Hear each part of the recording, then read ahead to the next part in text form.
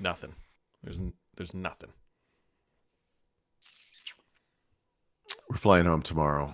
Are you? So Good. I have every piece of electronic that I have here arrayed around the apartment because I got to figure out, I got to reset or, pack up or whatever, everything and figure it out. Mm-hmm. I hate these days. Yeah. Which brings up an interesting question about podcasting. Mm-hmm.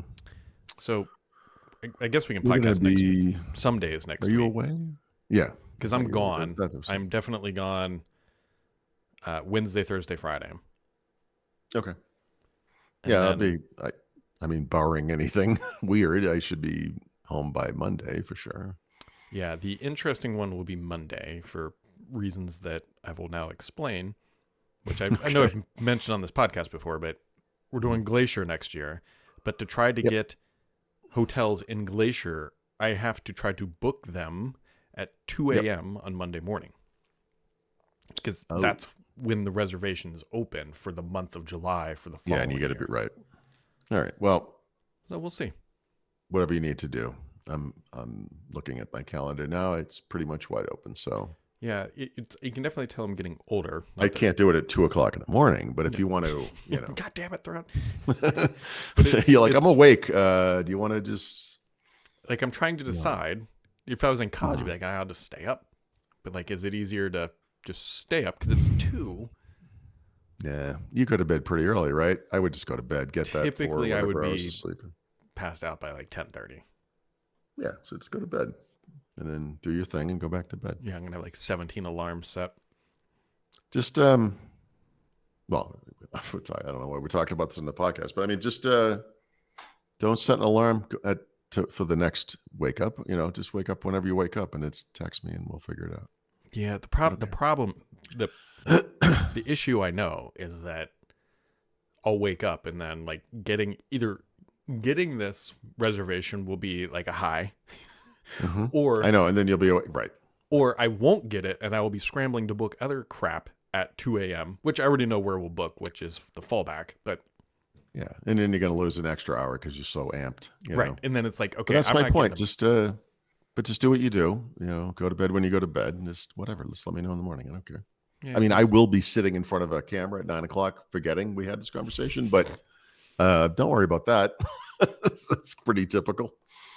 Yeah. So, yeah, no problem. Well, Apple has launched their Vision Pro in more markets. Nobody cares. Hey. And launched their Apple Intelligence in fewer markets, and some people seem to care. Yeah. The only thing that I'm potentially excited about here, at least on the Apple side, is that they are supporting RCS and iOS 18. And it looks like, based on the reporting from people who are running it, they have actually turned that on now. It wasn't on initially. And so the support is now, I guess, in beta 2 fully there. Okay. So I should actually test that. How do you know that you're using RCS? Is there a thing? And I might be wrong here, that you can see when people read messages. I think that's the most baseline. Oh, all right. And I mean, like when I look at support responses, like whatever Apple calls tapbacks or whatever the thing. Yep. My wife has like an Android phone with RCS, so wow, and you guys are still married? That whole thing I couldn't care less, No, I really don't. I just don't. I have to think like which is the color. Like I don't even care, but I know it's a big deal for people. But all right, I'll look at this sort of thing. It just, well, you would think it's, so it says, in the little text box, it says text message plus SMS to let you know that, they're peons. But you would think it would say something like text message plus RCS or something. Or I wonder if there's like I'll look at this. Anyway, that's good to know. All right. I'll figure it out. It's interesting. An SNL skit that I always thought should happen, but has never happened, is that they should do texting from the viewpoint of an iOS user to an Android, where like they write something sophisticated and then it automatically translates it into something terrible or like whatever. I just like when you send a video and it comes out as like a little 32 by 24 inch icon. Like it's like, it's just like this garbage, I know nobody. Yeah, I mean, there's at the US will care because iMessage is weirdly only dominant in the US, but that is a very real thing. I see this a lot out in the world. Like we were on a bus yesterday, actually for the first time ever in the city. And, but I see this in the train too. Like you must do this. Like you see people using phones or laptops wherever you are, and you look, you're just curious, like, Yeah. what are these people doing?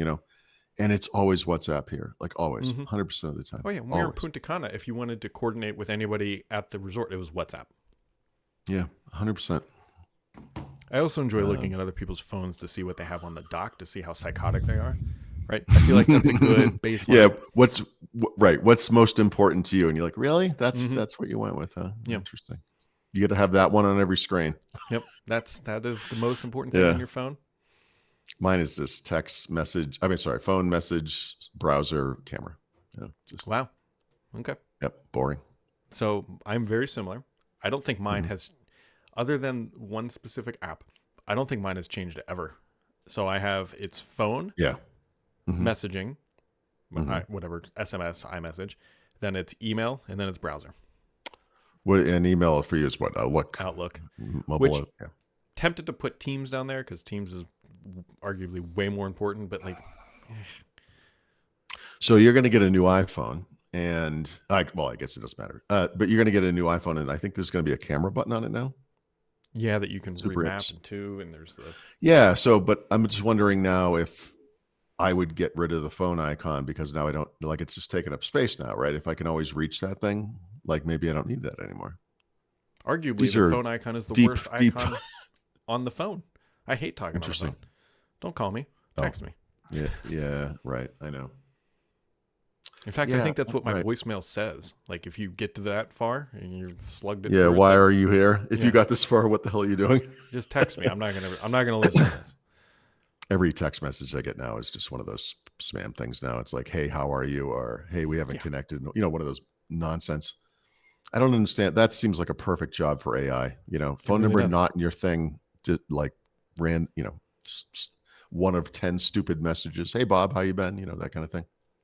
No, just get rid of it. Actually, so you know what I would love, and I'm sure this can be done, is some sort of challenge question. So like if it's an unknown number, you should be able to hit an option that says challenge question. Yep. And people who know me, like if you called me and you'd be like, hey, where does Brad live? And like you could say Cincinnati, and then it'd be like, okay, but you would never hit it because you're already in my contacts. Right. Yeah. This does seem like a solvable problem. It's weird to me how the electronic version of a mass mailing somehow is bringing SMS to its knees. Like, just make it stop. Yeah. But anyway, I'm sure we'll get there. But my daughter got her first spam text message, and she was like utterly confused by this. Yeah. And I kind of had to explain to her that people will being innocent. Yeah, that people will just type in random numbers, and hopefully somebody gets it and then responds. And right. Oh well. Sorry, kid. The world stinks. Yeah, it kind of does. I mean,